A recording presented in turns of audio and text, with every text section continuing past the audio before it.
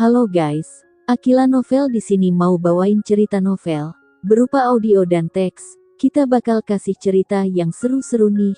Yuk buruan pantengin terus channel kita ya.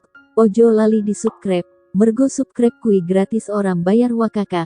Pisan mane ojo lali di like yo guys, karo di komen Bekila terus semangat nggawe konten hehehe. Yo wis langsung aja masuk ke ceritanya, cekidot. Maksudku secara harfiah. Setelah Jingga mengatakan ini, dia melepas jaketnya dengan cekatan dan melemparkannya dengan kasar ke lantai. Silakan dan periksa. Setelah itu, dia melepas bajunya dan melemparkannya ke bawah juga. Silakan dan periksa. Setelah melepas dua potong pakaian ini, dia hanya menyisakan tank top di tubuh bagian atasnya. Jika pakaian ini dilepas juga, dia hanya akan tertinggal di branya. Pada saat ini, dia mengenakan celana jeans kurus yang memamerkan garis tubuhnya yang indah dan tulang selangka yang halus. Dengan tambahan wajahnya yang keren dan cantik, Agatha mau tidak mau menatapnya. Jingga sangat marah. Rasa malu yang dia rasakan menyebabkan tubuhnya sedikit gemetar. Dengan kedua tangannya memegang tank top, Jingga menatap Tristan dengan marah dan bertanya, "Apakah kamu sudah cukup melihat?" "Cukup. Itu jauh dari cukup." Sedikit rasa malu ini tidak seberapa dibandingkan dengan apa yang terjadi 8 tahun lalu.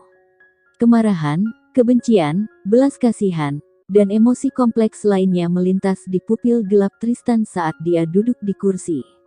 Pada akhirnya, kombinasi dari semua emosi ini menghasilkan aura gelap yang mengelilinginya. Dia seharusnya membencinya dan melihatnya menderita.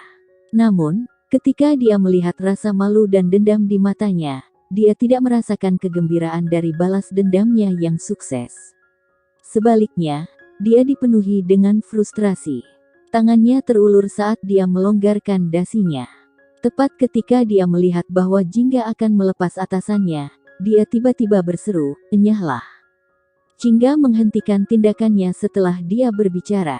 Dia mengatupkan giginya dan tetap di tempat, menatap Tristan. Agatha menghela nafas lega. Suasana sengit di ruangan itu telah memberinya ilusi bahwa dia hanya tambahan. Rasanya seolah-olah aktor terbaik Tristan dan reporter sedang syuting adegan individu bersama-sama dan dia tidak dibutuhkan. Ilusi itu menyebabkan dia dipenuhi dengan kecemasan. Dia dengan cepat berkomentar, "Ini hari keberuntunganmu hari ini, kami tidak akan mengejarnya lebih jauh." Namun, setelah dia berbicara dengan Jingga, aktor terbaik Tristan menoleh padanya dan menyalak, "Aku berkata, enyahlah."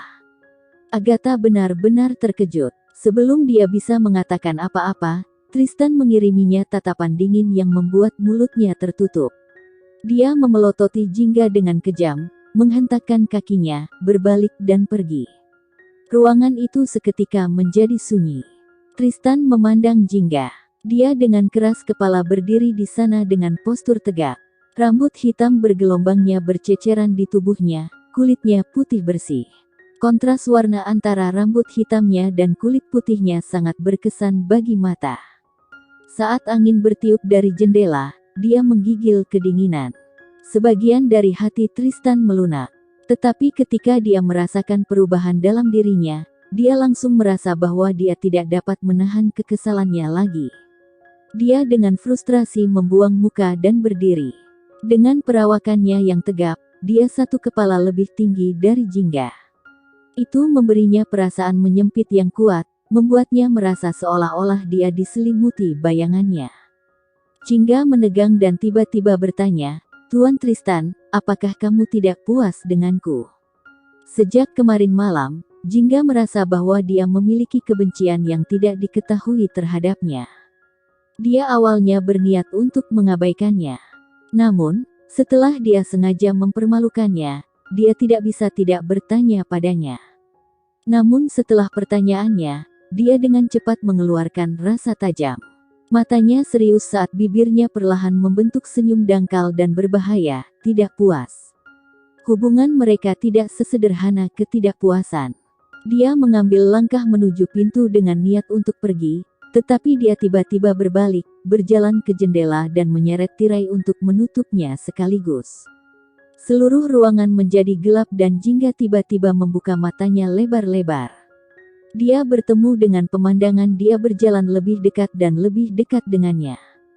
Dia merasakan dingin yang tiba-tiba di punggungnya dan bibirnya bergetar ketika dia bertanya, apa yang kamu lakukan? Jika saya tidak mencobanya, bagaimana saya tahu apakah saya puas? Tristan berkata jahat. Dinginnya udara menembus kulitnya, membuatnya merasakan hawa dingin dari dalam tulangnya. Dia benar-benar gila. Tidak mungkin Tristan menginginkan, ini adalah lokasi syuting. Dia dengan cepat berjongkok dan dengan panik mengambil t-shirtnya. Namun, sebelum dia bisa mengenakan pakaiannya, sebuah tangan besar terulur dan memegang pergelangan tangannya erat-erat. Setelah itu, tubuhnya terlempar ke sofa dengan kekuatan yang kuat. Tiba-tiba, aroma maskulin yang kuat mendekatinya.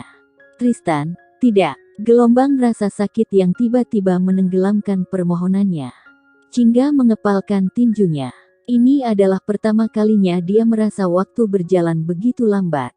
Ketika akhirnya berakhir, dia berbaring di sofa saat dia berdiri di depannya dan menatapnya.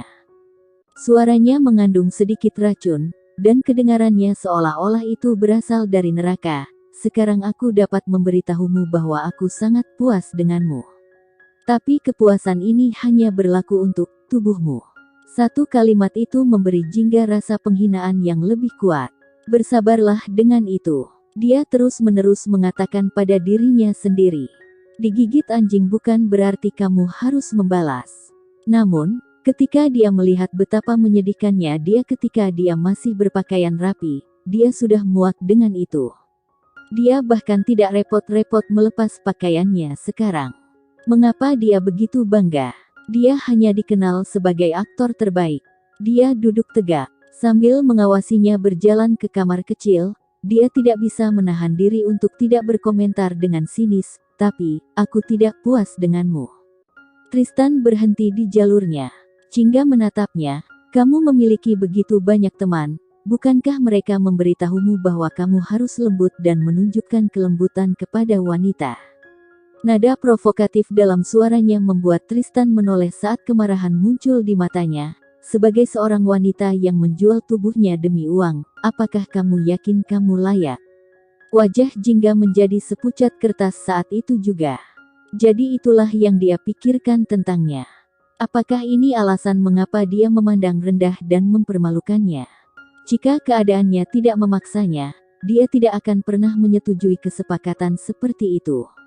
Wajah Tristan menunjukkan ejekan saat dia berbalik dan berjalan ke kamar kecil.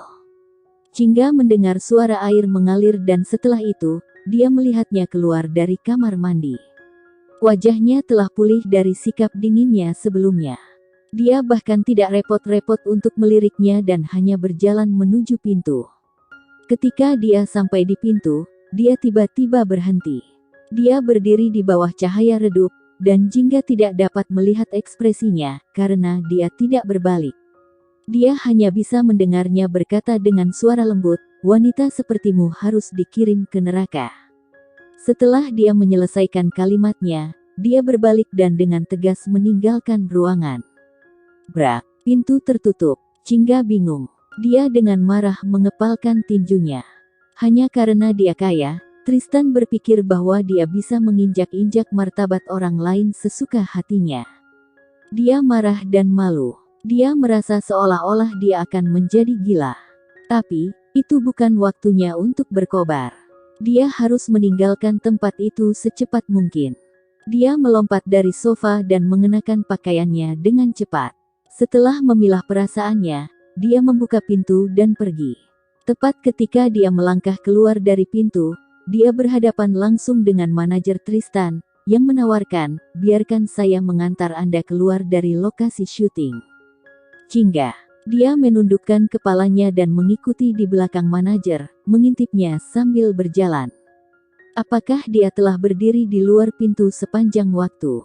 Jika itu masalahnya, dia akan mendengar semua yang terjadi di ruangan itu sebelumnya. Saat dia tenggelam dalam pikirannya, manajer menoleh padanya dan bertanya, Nona Jingga, apakah Anda tahu mengapa Tuan Tristan memutuskan untuk menikahi Anda? Perhatian Jingga segera teralihkan, saat dia langsung menatapnya dan bertanya, mengapa?